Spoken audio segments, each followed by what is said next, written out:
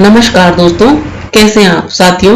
वैसे तो साल में 24 एकादशी का व्रत रखने का विधान है, लेकिन जो लोग 24 एकादशी का व्रत नहीं रख पाते हैं वह कुछ महत्वपूर्ण एकादशी का व्रत रखते हैं और उनका लाभ उठाते हैं। जैसे देवशयनी एकादशी, देव प्रबोधिनी एकादशी, निर्जला एकादशी, मोक्षदा एकादशी, पाप मोचनी एकादशी। इन प्रमुख एकादशियों में भी जो निर्जला एकादशी है वो सबसे प्रमुख है। वो एक एकादशी का व्रत करने से भी जो साल भर की 24 एकादशी हैं उनका पुण्य प्राप्त हो जाता है। तो इसी से जो संबंधित है, निर्जला एकादशी से संबंधित है, जो आज इस कथा की कहानी के बारे में हम इस वीडियो में जिक्र करेंगे। ज्येष्ठ एकादशी व्रत कथा निर्जला एकादशी।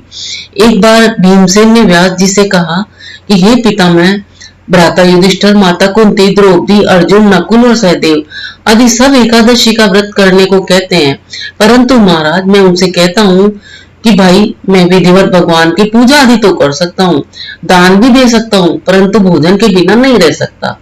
इस पर व्यास जी कहने लगे, हे भीमसेन, यदि तुम नरक को बुरा और स्वर्ग को अच्छा समझते हो तो प्रतिमास की दोनों एकादशियों को अन्न मत खाया करो। ये सुनकर भीम कहने लगे, हे पितामह, मैं तो पहले ही कह चुका हूँ कि मैं भूख सहन नहीं कर सकता। यदि वर्ष भर में कोई एक ही व्रत हो तो वो मैं कर सकता हूँ, क्योंकि मेरे पेट में व्रत नाम वाली अग्नि है, सो मैं भोजन के बिना नहीं रह सकता। भोजन करने से ही वह शांत रहती है, इसीलिए पूरा उपवास तो क्या, एक समय भी बिना भोजन के लिए रहना मेरे लिए कठिन हो जाता है। अतः आप मुझको कोई ऐसा व्रत बताइए जो वर्ष में केवल एक बार ही करना पड़े और मुझको स्वर्ग की प्राप्ति हो जाए। तो व्यास जी कहने लगे, हे पुत्र, बड़े बड़े ऋषियों ने अनेक शास्त्र आदि बनाए हैं जिनसे बिना धन के थोड़े परिश्रम से ही स्वर्ग की प्राप्ति हो सकती है। इसी प्रकार शास्त्रों में दोनों पक्षों की एकादशी का व्रत मुक्ति के लिए लिखा है। श्री व्यास जी के वचन सुनकर भीमसेन नरक में जाने के भय से भयभीत हो गए और कांप कर कहने लगे, अब क्या करूं?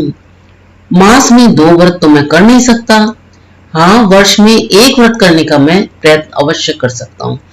अतः वर्ष में एक दिन व्रत करने से यदि मेरी मुक्ति हो जाए तो कृपा करके आप मुझे ऐसा कोई व्रत बतलाइए। यह सुनकर व्यास जी कहने लगे, वृष और मिथुन की संक्रांति के बीच ज्येष्ठ शुक्ल पक्ष की जो एकादशी आती है उस एकादशी का नाम निर्जला एकादशी है। तुम उस एकादशी का व्रत करो। इस एकादशी के व्रत में स्नान और आचमन के सिवा जल वर्जित है। आचमन में 6 माह से जल से अधिक नहीं होना चाहिए, अन्यथा वह मदपान के सदृश हो जाता है। इस दिन भोजन नहीं करना चाहिए, क्योंकि भोजन करने से व्रत नष्ट हो जाता है।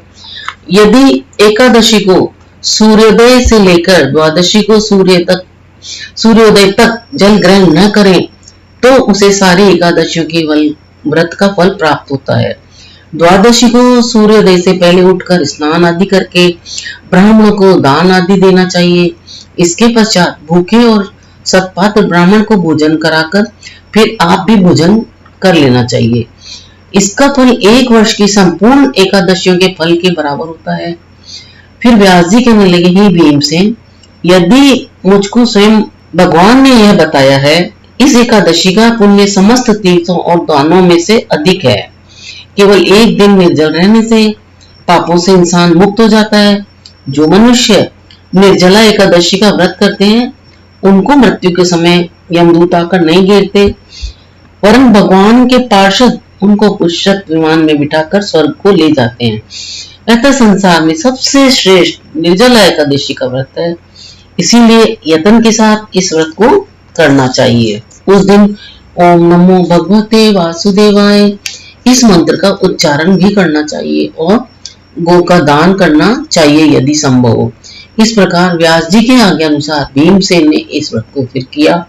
इसीलिए इस एकादशी को भीमसेन या पांडव एकादशी भी कहा जाता है।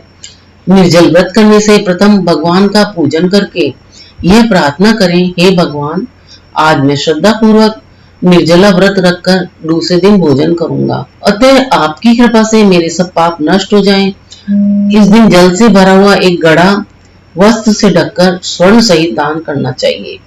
जो मनुष्य इस व्रत को करते हैं उनको करोड़ पल सोने के दान का फल मिलता है, और जो इस दिन यज्ञ आदि करते हैं उसका फल तो वर्णन ही नहीं किया जा सकता है, इतना अधिक होता है। इस एकादशी के व्रत से मनुष्य फिर विष्णु लोक को प्राप्त होता है। जो मनुष्य इस दिन अन्न खाते हैं वे चांडाल के समान है, वे अंत में नरक में जाते हैं। जिन्होंने निर्जला एकादशी का व्रत किया है वे चाहे ब्रह्म हत्यारे हो, मदपान करते हो, चोरी करते हो या गुरु के साथ द्वेष रखते हो, मगर इस व्रत के करने से वे स्वर्ग में जाते हैं, उनके सारी पाप दोष नष्ट हो जाते हैं। हे कुंती पुत्र, जो पुरुष या स्त्री श्रद्धा पूर्वक इस व्रत को करते हैं उनको निम्नलिखित कर्म करने चाहिए। प्रथम भगवान का पूजन, फिर गोदान, ब्राह्मणों को मिष्ठान व दक्षिणा देनी चाहिए तथा जल से भरे कलश का दान अवश्य करना चाहिए। जो मनुष्य भक्ति पूर्वक इस कथा को पढ़ते हैं या सुनते हैं उनको भी निश्चय ही स्वर्ग की प्राप्ति होती है। तो दोस्तों, आपको ये जो निर्जला एकादशी व्रत की कथा है वो कैसी लगी, आप अपने विचार हमें अवश्य बताएं। अगर आपको ये जानकारी, ये कथा अच्छी लगी हो तो मेरे इस वीडियो को लाइक, शेयर और सब्सक्राइब करके मेरा उत्साह अवश्य बढ़ाएं। अपना कीमती समय देकर वीडियो देखने के लिए आप सभी को बहुत बहुत धन्यवाद।